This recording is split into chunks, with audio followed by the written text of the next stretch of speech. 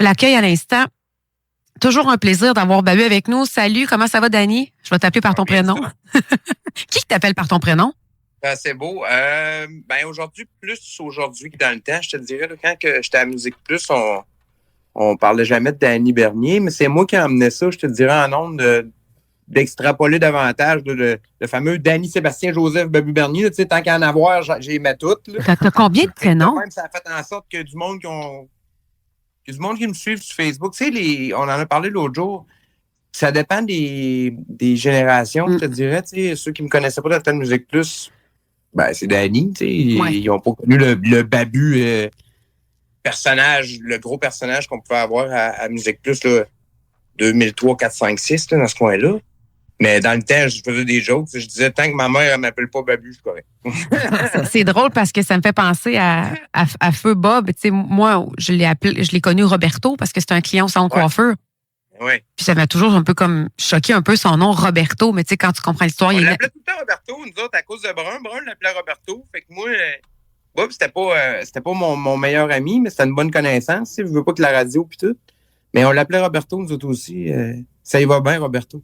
Ouais. D'ailleurs, j'étais allé le voir il n'y a pas si longtemps, puis tu sais, c'est spécial ce que je vais te dire là, mais on n'était pas supposé aller là pendant tout, mais tu parles de Bob, fait, pourquoi pas en parler? Tout le monde connaît Bob, puis même que Bob est devenu plus gros qu'il était après son départ, tu sais. Mais j'étais allé le voir dernièrement où il était enterré, puis pas grand monde qui le savent, parce que la famille ne veut pas vraiment parler du fait de où qui est, parce qu'ils veulent pas que ça devienne un père Lachaise avec Jim Morrison, là, sachant très bien qu'il y a bien du monde qui irait prendre une bière dans ce coin-là. T'sais. Mais il n'y a rien qui dit que dans le futur, par respect pour leurs parents, je pense que c'est pour ça qu'on le fait. Mais tu sais, combien de fois dans nos carrières, autant moi que Brun, que Pee-Wee ou n'importe qui, combien de fois ça nous est venu par l'idée de dire « Hey, on se réunit-tu à soir où Bob est, tu sais, parce que Criff, c'est à Québec, là. » C'est spécial, pareil, là. Je sais pas pourquoi je parle de ça là, mais tu parlais de Roberto, puis c'est ça. Je t'allais prendre une petite Coors Light, même si je bois pas il n'y a pas si longtemps à côté de Bob. Il a créé un grand vide.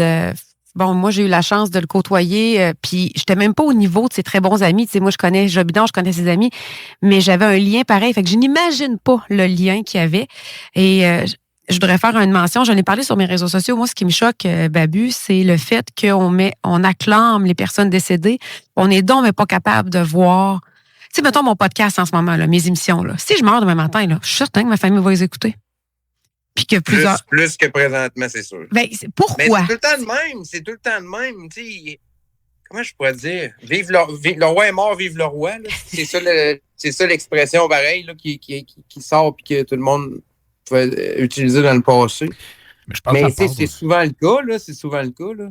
Mais il y en a des grands, par exemple, tu sais, on parle de ça. Comme Marc Messier cette semaine, c'est Frank de Fireburns qui m'appelle parce qu'il savait que c'est un personnage, moi, que j'aimais beaucoup et plus grand que nature. Marc Messier, c'est un grand, là. Ouais, là, il n'y en a pas.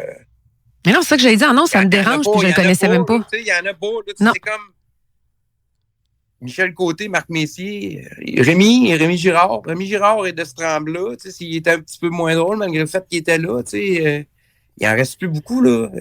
Moi, j'ai une jambe de tatouer. C'est toutes des signatures de gens qui décèdent. Puis depuis que j'ai commencé ça, j'ai commencé avec les Evel Knievel, puis les Jim Morrison, puis les Kurt Cobain et compagnie. Mais depuis que j'ai commencé ça, je te dirais que ça fait peut-être 2 ans que je n'ai pas refait, là. Je dois en avoir peut-être une quarantaine là, sur les jambes, là.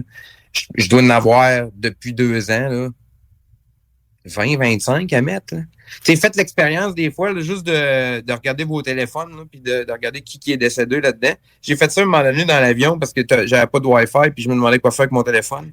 Puis je voulais faire un peu du ménage, puis je pense que j'avais 14 ou 15 personnes qui étaient décédées, genre, mettons, dans un espace de 2 ans. Là. C'est sûr qu'on en connaît beaucoup des gens, là, tu sais. Nos carrières sont propices à ça, nos vies sont propices à ça, mais c'est énorme en Mais ce qui est difficile, je pense, c'est quand il y a plein de choses difficiles dans la mortalité. Moi, j'ai connu beaucoup de versions. Là. J'ai connu des morts tragiques, j'ai connu des morts par maladie, des morts de vieillesse, même de l'aide à mourir, des suicides. Ils sont toutes difficiles d'une différence. Il n'y a pas une qui est pareille. Ouais, puis ça fait partie de nos vies. Tu sais, moi, je le dis souvent, la vie, le but de la vie, c'est de se rendre le plus loin possible en forme. Tu sais, fait que si ça t'arrive, c'est sûr que ça va t'amener à voir tout le monde autour de toi mourir, là, excusez-moi, mais c'est une belle journée, mais c'est ça la vie, pareil. C'est pour ça que quand on dit faut en profiter, puis que ça c'est tombé, tu sais, le fameux carpe diem, le fameux vivre maintenant. Chris, oui, ça fait cliché de l'avoir de tatouer, je l'ai, là, tu sais, parce que je voulais me le rentrer dans la tête. Mais c'est vrai, plus que tu vieillis, plus que tu t'en rends compte, parce que c'est maintenant. Il n'y a personne là, qui est au courant là, que Michel, que Marc Messier était aussi magané. Là. Mais il est mort d'une courte maladie. Ben, est-ce que tu as plus d'informations? J'ai eu beau creuser, je comprends pas. C'est similaire à ce que Michel Côté a eu, dans le fond. Là. C'est vraiment comme ça s'est attaqué aux os. Là. C'était une espèce de cancer des os là, qui à un moment donné arrive puis qui puis il y a souvent chose à faire. Là, puis Marc Messier, moi j'ai rencontré Marc, je te dirais, mettons, peut-être 5-6 fois dans ma vie, puis à chaque fois, moi j'étais un des plus grands fans de Lancer Compte. La première saison, je la connais par cœur, puis la 13e épisode, là, les 2 dernières minutes de la première saison, c'est probablement la plus belle scène de sport québécois qui s'est jamais réalisée. Quand le petit Jimmy se lève dans la chambre, puis les gars vont gagner la coupe après, tu sais, moi je l'ai tatoué, là, tu sais, c'est bizarre. Là. J'en ai des tatous, hein, je parle de tatous aujourd'hui. Mais tu sais, pour dire que moi, Marc Gagnon, Marc Messier, c'était gros, là, Chris. Chez nous, on n'était pas Joe Sakic ou Mario Lemieux, là. Quand on jouait au hockey, on était Marc Gagnon ou Pierre Lambert à cause de Lancer Compte. Vous allez dire, tu étais jeune pour regarder Lancer Compte, oui. Mais moi aussi, j'écoutais Lancer Compte. Ah, c'est bon, Lancer Compte, c'était bon. Hey, mais je pense que ça... Première saison, elles sont toutes sur YouTube. C'est ils sont toutes sur YouTube. Là, merci. On a fait une chronique de ça, quoi faire en vacances quand on n'est pas en vacances. Ils sont toutes là. Moi, des fois, j'écoute ça en travaillant. Puis ça, puis Youngblood, là, ça joue. Youngblood aussi, le film, il est sur YouTube. Mais tu sais, pour dire que Marc Messier, à chaque fois que je l'ai rencontré, il savait que j'étais un fan brûlé. Puis j'arrivais avec des histoires que même lui, il se rappelait plus. Tu sais, c'était ça mon fun. Puis autant... première fois que j'ai rencontré Marc, c'est quand ils ont fait le premier Boys. Puis c'est un de mes premiers reportages que j'ai fait à Musique Plus avec ma caméra dans les mains. Puis il voyait bien que j'étais jeune, puis que je voulais, puis que je faisais ça tout seul, puis que tu sais, il tripait là, de voir ça aller, puis il m'avait donné du temps. Puis après ça, ben, je me suis ramassé que j'ai pu jouer au hockey à un moment donné pour les personnalités. Puis je m'étais fait inviter. Puis Chris, j'arrive sur la glace, il y a moi, il y a Karl Marotte, il y a Marc Messier. Puis il y a fucking Robert Martin, puis Robert Marien, tu sais. Tous des gars de Lancer Compte. J'étais comme, qu'est-ce que je fais ici? Mais qu'est-ce que je fais ici, tu sais? Puis Marc était tellement fin, puis c'est ça qui ressort de tout ça.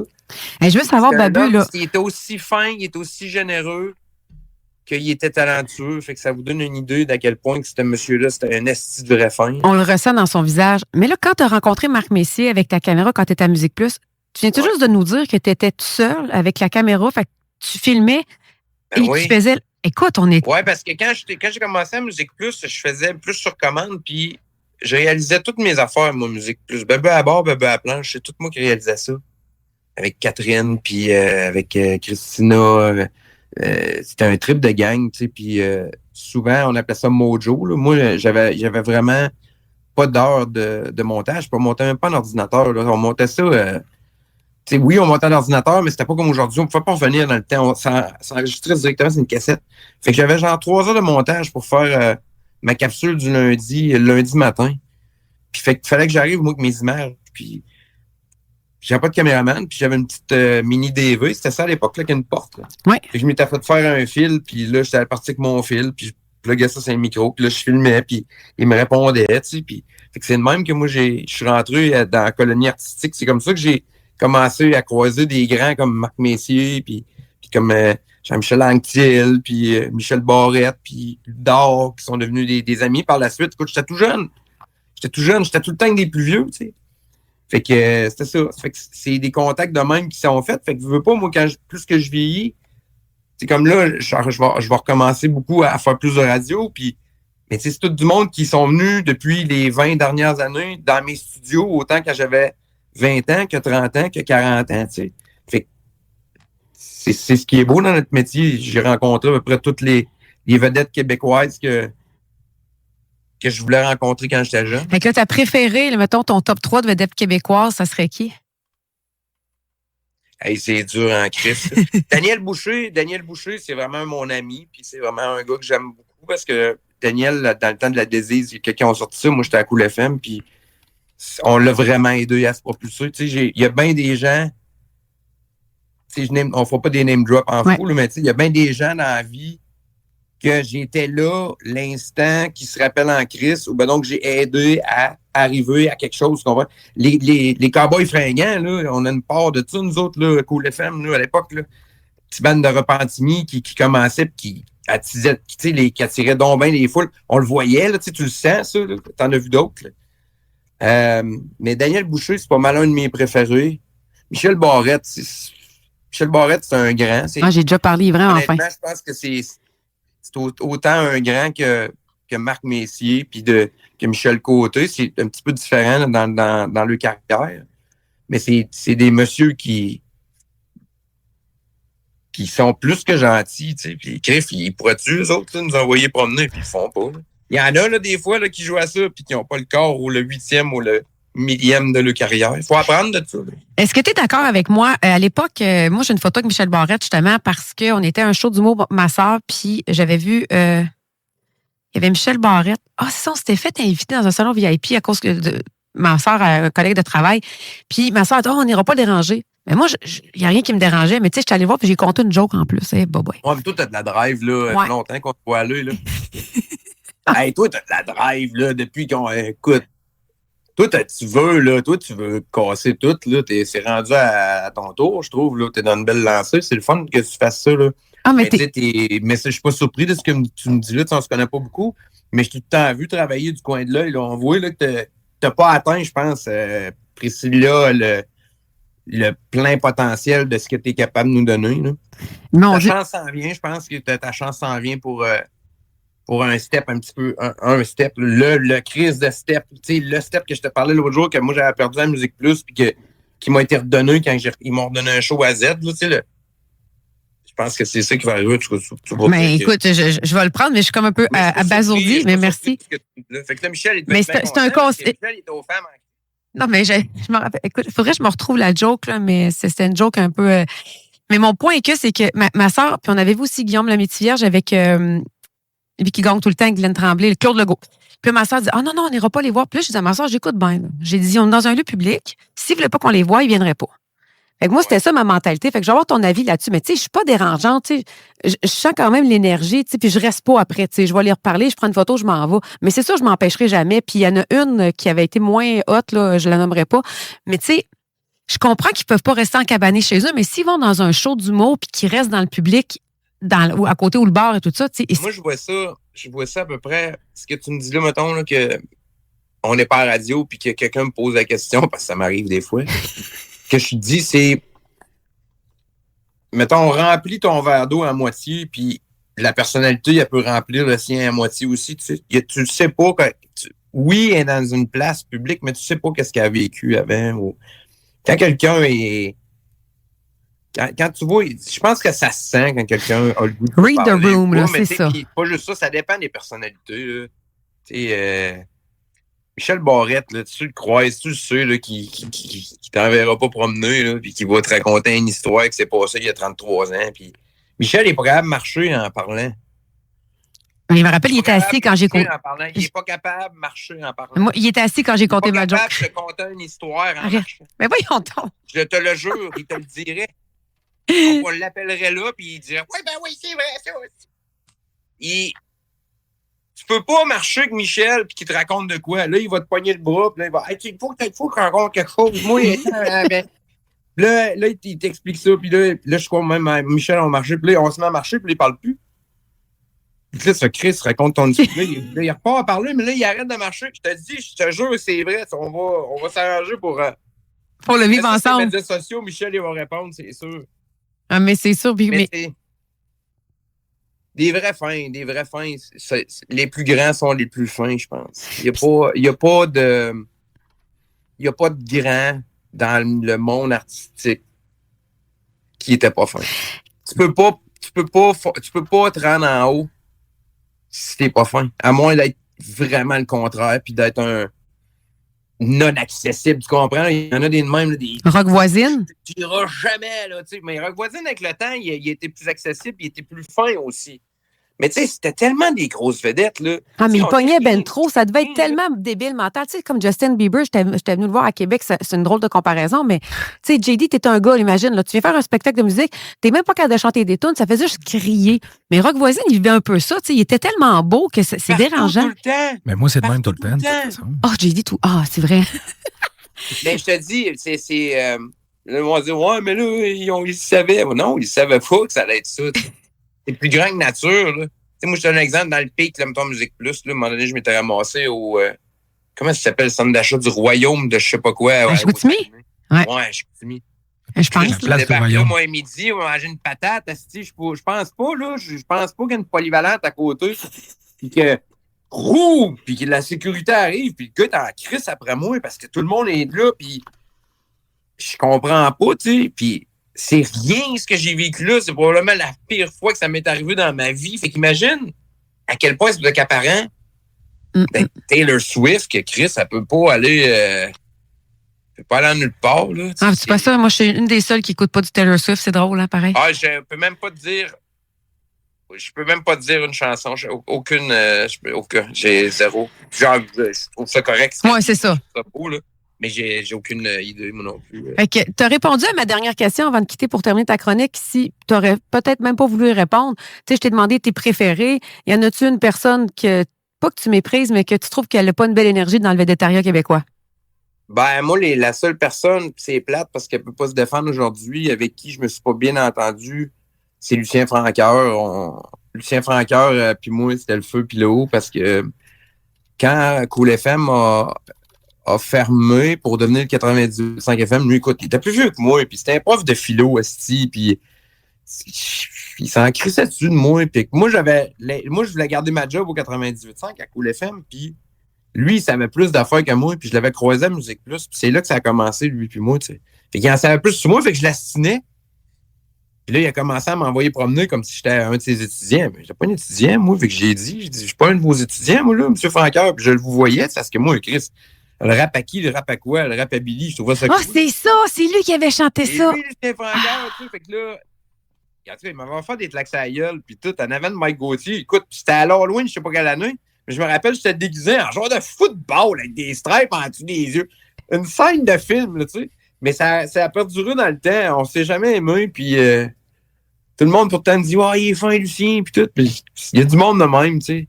Mais les pas fins, là, les pas fins amis là, sont tous cancellés ou se cancellent tout seuls. Là, vous n'entendez plus parler. Là. Puis, tu sais, souvent, c'est pas une question de talent. On s'en parlait l'autre jour.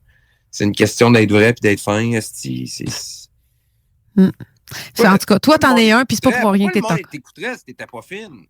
Tu sais, pourquoi le monde est... Oui, mais ça a l'air qu'il y en a qui sont pas fins dans le privé, puis que, tu sais, ça commence... Ben, c'est vrai que j'avoue qu'il y en a que leur carrière a fini, là, j'en nommerai pas. Mais il y en a que c'est le contraire aussi. Il y en a que c'est le contraire. Il y en a qui jouent des games. Il y en a d'autres que c'est le contraire. C'est spécial. Mais je te dis, des pas fins, ils t'offrent pas. Là. Ils t'offrent pas. Surtout là. pas que les réseaux sociaux. Là. Ben, voyons donc. Mais, tu sais, pour dire que, écoute, on était supposé de parler de bar. Bon festival d'été, les amis. Amusez-vous bien. Soyez prudents. Pas d'accident. Pas de folie. Ouais. Pas d'excès. Oubliez jamais qu'il y a 80 000 personnes autour de vous. Ça va être fou, le Mbesquit, à soir. Moi, je suis agoraphobe que le Christ. Fait que je peux pas aller me colisser là parce que c'est impossible parce que c'est tellement mon crowd en plus que c'est sûr qu'à soir, il y a attroupement autour. Ah, toi, t'auras pas appel. Oublie ça, là. Oublie ça. C'est pour ça qu'il faut... Je vais pas. Puis, je veux pas, moi, depuis les 3-4 dernières années, j'étais au FEC à tous les jours à Énergie. Fait que cette année, j'ai plus l'obligation d'être là. Fait qu'on dirait que ça me tente moins quand même que c'est les Mbesquit. C'est un hostie de band. C'est le band qui a marqué, je pense, le plus le modern rock, l'alternatif, puis le rock actuel des années 97 à 2004-2005. Les Mbesquit en griffe. Quand Linkin Park est arrivé, il y a une nouvelle vague. Là, c'est là que ça s'est tassé. Mais à soir, c'est fucking Fred Durst là, qui est là à soir. Là. Il va péter le show, puis pas à peu près. Puis souhaitons juste que tout le monde va bien se tenir puis que ça finissera pas. On va pas finir comme Woodstock. Hein? Au moins, on a de l'eau à soir, nous autres. Hey, j'ai déjà été à Woodstock. Hey, ça, on pourrait en parler, c'est la semaine prochaine. Woodstock en Beauce. Moi, je suis déjà allée là. J'avais gagné avec mes plus. Woodstock en Beauce, c'est une très bonne idée. C'est un classique et pourquoi pas ramener à un moment donné Woodstock en Beauce?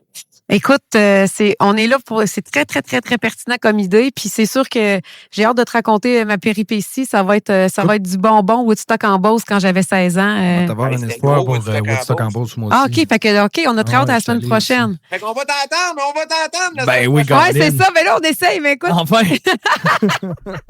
Hey, merci pour pouvoir entendre JD. Je vais raccrocher avec Babu. Un plaisir, Dany, Babu Bernier, vous pouvez suivre sur Facebook. Il y a des breuvages aussi à vendre avec XPN. C'est sa ligne de breuvage. Montre-moi donc ça. Quelle saveur tu bois, là? Burnix? Moi, je pêche puis je suis fruit du dragon. C'est mes préférés, mais on a framboise bleue, on a fraise kiwi, on a cerise, bonbon cerise, il est bon, on a melon également. On a des électrolytes. Ça roule bien. Je travaille fort. Très fier de toi. Ah, c'est le fun. Bon, ben super. Merci. À la semaine prochaine. Salut.